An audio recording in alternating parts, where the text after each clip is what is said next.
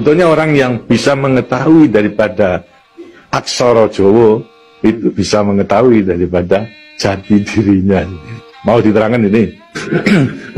Dan itu namanya ilmu dari nenek moyang kita itu kan dalam rangka menjabarkan mengenai Pancasila, Eka Prasida Pancakarsa. Sebetulnya falsafah daripada aksara Jawa. Kan daripada aksara Jawa ada 20 tuh. Ono Coroko, Toto Sawolo, Podo Joyonya, Mogo Bodongo. 20 itu betul-betul merupakan gambaran daripada nenek moyang kita untuk menjelaskan kepada kita mengenai sangkan parening dumadi. Dari mana kita akan kemana daripada kita itu. Gitu. Nah, kemudian akan bisa mengetahui dirinya sendiri selama hidup di dunia. Disebutkan Hono Coroko. Ho itu diambil daripada Hono. Gitu. Hono ada. No itu daripada apa? Dari wujud daripada Hono. Mulai daripada Gono Legeno. Gono itu belum wujud, belum berbentuk. Legono itu masih belum ada sandangan, masih utuh. Itu belum ada taling tarungnya dan sebagainya, masih belum sandangan. Terus Hono.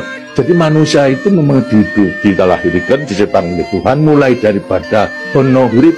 Huripnya siapa? Nur daripada Tuhan. Lantas diciptakan oleh manusia terdiri pada tanah, kemudian air, lantas hawa dan juga api. Apa itu? Ya daripada semua tumbuh-tumbuhan yang ada ini. Tumbuh-tumbuhan itu butuhkan dari tanah, butuhkan daripada air, butuhkan daripada matahari, itu pula daripada hawa. Daripada tanam-tanam dimakan daripada manusia, ada laki maupun perempuan, akhirnya menjadi cacat dari mani. Mani kemudian berkumpul suami istri, akhirnya tak wujudlah daripada embrio tadi. Embrio itu masih legeno, masih gono.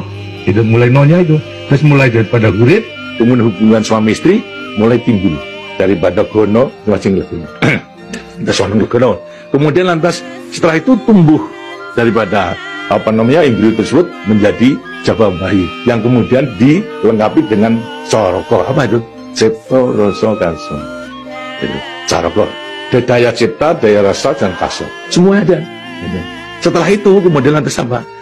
Toto Sawolo. Itu apa?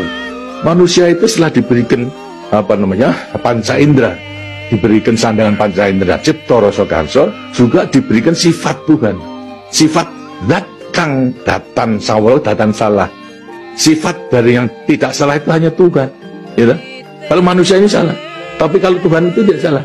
Oleh karena semua manusia diberikan sama sifat daripada Tuhan yang tidak salah. Doto Sawolo, datan Sawolo, tidak pernah salah sifat daripada Tuhan. Tapi seluruh manusia juga tidak diberikan itu, diberikan sifat yang bertentangan dengan sifat baik, sifat dari Tuhan yang jelek. Kalau kita misalnya sabar, kan juga punya itu berangasan tuh. Ya. Nah, kemudian lantas kita jujur, yang betul-betul juga penipu. Ya. Semuanya diberikan sifat itu, sifat yang bertentangan dengan zat kang datan sawolo. Tahu sama kekuatannya. Dua sifat juga bertentangan ya sama kekuatannya. Semua kekuatannya ada pada kita itu kalau kita mengenal. Tinggal sekarang manusianya sendiri. Manusianya sendiri setelah mengetahui diberikan dua sifat yang bertentangan yang sama kekuatannya, akan diapakan itu. Lantas sekarang Dodo Solo, Podo Joyo, Mogo Bodong.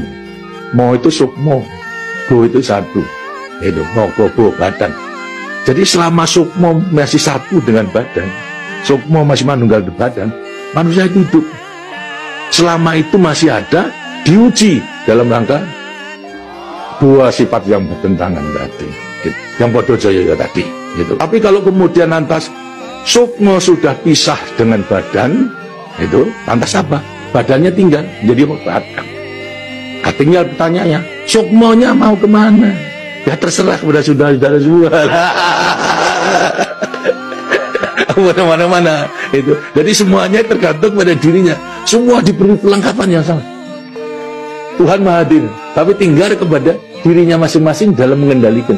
Kalau mau yang diujar itu adalah memang yang bertentangan, yang jelek buat sifat Tuhan, ya tempatnya juga sudah ada.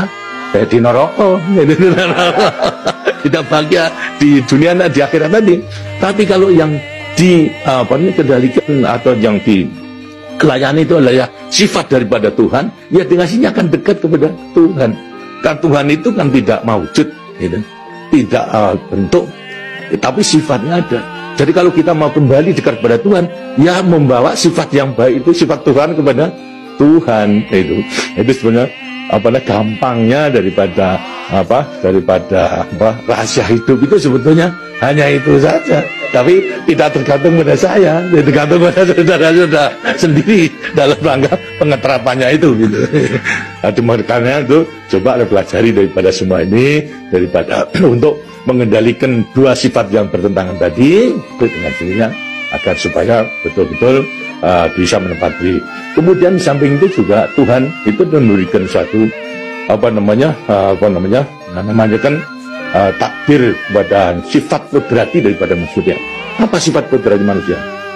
Manusia dilahirkan sebagai individu, ya toh? Kita masing-masing individu. Tapi kehidupan kita sejak mulai daripada adanya janin sampai pada mati tergantung pada orang banyak. Jadi kemudian dalam hidup kita di dunia itu hanya memenangkan kepentingan pribadinya sendiri, ini akan tidak adil. Seharusnya memang menyadari bahwa sebagian besar daripada hidupnya tergantung kepada orang lain. Nah itu wajiblah sekarang memenuhi panggilan untuk ya bersama-sama dengan orang lain, sebab hidup di dunia itu adalah bisa serasi. Jadi karena itu lantas sekarang namanya sifat kodrati daripada sifat yang monodualistis, satu tapi kembar tetapi satu, ialah sifat individu sama sebagai makhluk sosial. Nah, itu kuncinya daripada penghayatan, pengamalan daripada Pancasila. Itu sebagai peninggalan daripada ilmu, dari peninggalan yang kita yang namakan juga ilmu kasunyatan sama sangkan paraning dumadi, itu sebetulnya ilmu kebatinan dalam arti bukan klenik. Kebatinan dalam arti mendekatkan diri kepada Tuhan, pada Tuhan. Jadi orang mengatakan itu klenik, itu bukan. Yang klenik itu yang salah melaksanakannya, itu yang klenik itu. Tapi sebetulnya intinya adalah demikian. Nah, mudah-mudahan saudara-saudara akan bisa sekali lagi mengoreksi kepada diri sendiri. Artinya kasunyatan, lihat kenyataan pada dirimu sendiri. Itu. Bagaimana? Karena sudah mengetahui, baru nanti akan gampang dan meletakkan semuanya. Terima kasih. Dan demikianlah daripada penjelasan. Karena itu setelah nanti selesai kembali ke tempatnya masing-masing, mudah-mudahan akan bisa melaksanakan tugasnya dengan sebaik-baiknya dalam kita melanjutkan pengabdian kita bernegara dan bangsa yang sedang membangun ini. Terima kasih. Wassalamualaikum warahmatullahi wabarakatuh.